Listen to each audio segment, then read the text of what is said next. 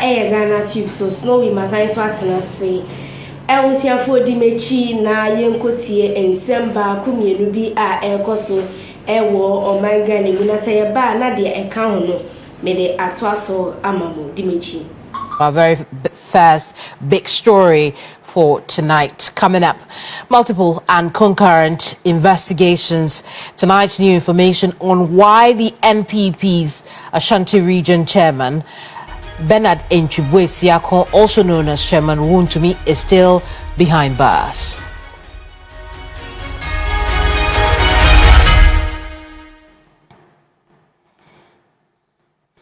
Tonight, we are learning much more about why law enforcement authorities have been on the heels of Chairman Wontumi. The Attorney General's office reveals the NPP's Ashanti Region Chair is a person of interest and subject of multiple investigations. According to Deputy Attorney General Dr. Justice Remsai, Chairman Wontumi is being investigated for criminal offences, including fraud, causing financial loss to the state, and money laundering. We also know that he tells us that, well, first of all, right? Remember when Chairman Wontumi squealed over his frozen accounts? Tonight, we're connecting the dots, and we can also tell you that those accounts are frozen as part of asset recovery efforts. Now, according to Dr. Sai, law enforcement agencies are after Wontumi's assets because they believe they come from proceeds of crime, and freezing them will prevent the dissipation of those assets. Now, admittedly, bank accounts are not the only form of assets, but at the same time, there is no indication or confirmation of other properties being seized. And that's where we connect the dots. So that's what the Deputy Attorney General has been telling us. But here comes the bombshell. Accusation against Chairman Wontumi also indicates that the chairman of the NPP in the Ashanti region is also the subject of a separate investigation linked to an international organized crime scheme. Now, this second probe, Dr. Sai notes, is a collaboration between global law enforcement partners and the Economic and Organized Crime Office, EOCO.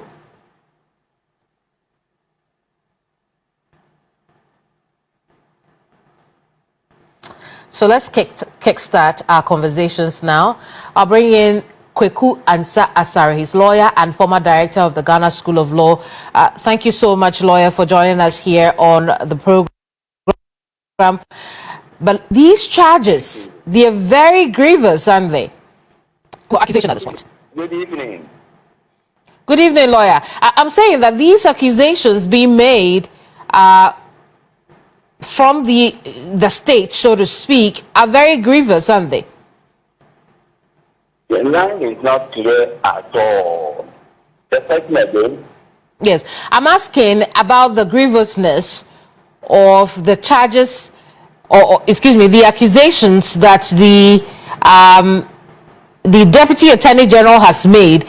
He tells us that Chairman Wontumi is not only subject of local investigations, but also international investigations connected to cross-border crimes, so to speak.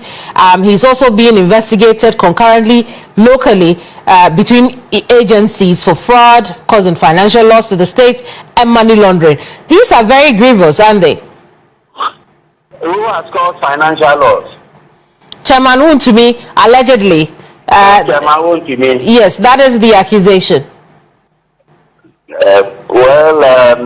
We haven't had, that having read it, all that I've heard is, enjoy news and what I watch on your screen.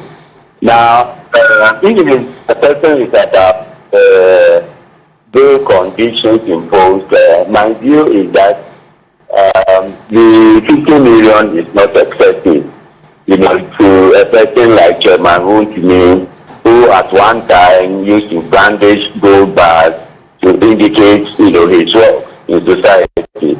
And I don't think 50 million the bond is excessive for somebody who owns Akonda mining. So I disagree with those who are saying that it is too excessive and violation of Chairman Wontumi's fundamental human rights. Indeed. On the contrary. I think you may have got me wrong, perhaps because you can't hear me properly.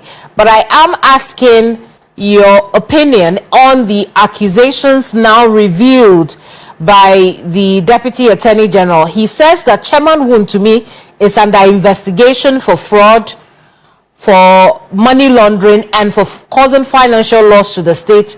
At the same time, he is also a person of interest in cross-border crime, and that is why EOCO is working with some global investigative or law enforcement bodies. And I'm asking, for a person to be accused of such serious crimes, there's got to be a story behind it, and I was hoping that you could share with us how serious such an accusation is. Well, the Attorney General is responsible for initiating and prosecution of such offences. And if EOCO has arrested Wontumi and filed such charges against him, the Attorney General, is well versed with the facts. So they know best, why EOCO, has arrested Chairman Wontumi and has hauled him before the investigative authority. So I don't think that it's a ruse. There must be some substance in it, and if anyone is in doubt, the courts are there, to go and test the correctness of the charges. I see, lawyer. We'll leave the accusations there, because at this point, that is all we know about why EOCO has been keeping Chairman Wontumi. But I do want to connect the two, because if these are really serious accusations, would you think that that is why perhaps the bail condition is also so high? I don't think the bail condition is too high. Cross-border crime is cross-border crime. Causing financial loss is causing financial loss. If the particulars of the charges, can be proven, I don't see, why Chairman Wontumi and his team of lawyers, be accusing the Attorney General and his outfit, that the thing is too excessive. Let them go to court. That is a place to go and test whether a bond is excessive or not. If it is too excessive, it can be reviewed. There is always an order one can obtain for a variation, of excessive bonds. I see, lawyer. Bonds, yes. Very well. I'll have you explain that in a bit, but since you've sped up into the second phase of our conversation, let's get right into it, because we also know that the minority is making calls for Chairman Wontumi's immediate release as they demand a review of his bail conditions. We can get into that right now, because tonight the Minority Caucus members end a sit-in protest on the frontage of EOCO's offices here in Accra. The MPs sat on the ground demanding a review of Chairman Wontumi's bail and his immediate discharge. The sit-in was preceded by a walkout in Parliament, where the leader of the side, Alexander Apenyo-Makin, made the first call. Let's take a listen.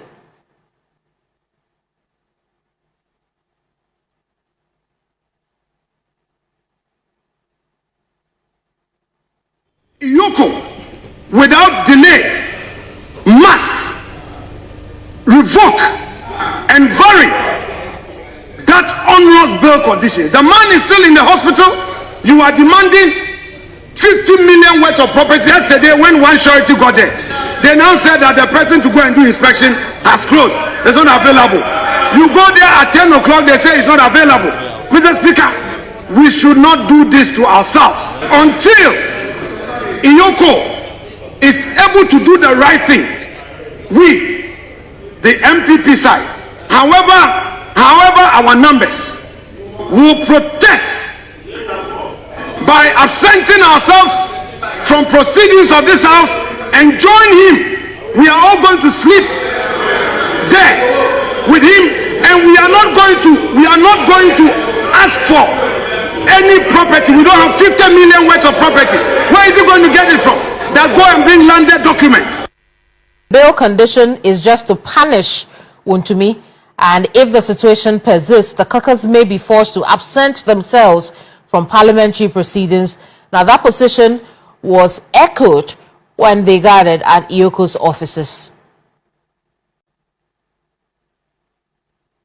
The Constitution, they should vary the bail term. The man is unwell. He's in their custody. They know. So they should vary. Wontumi will not run anywhere. And I'm telling our friends in the NDC, 4 years will soon come. And if they think what they are doing is right, they should watch it. They should watch it. Treat others the way you expect them to do unto you. Are you? So if you keep Wontumi, is he using bail to punish him? We are here, we are protesting. We expect him to do the right thing. What has Wontumi done? Huh?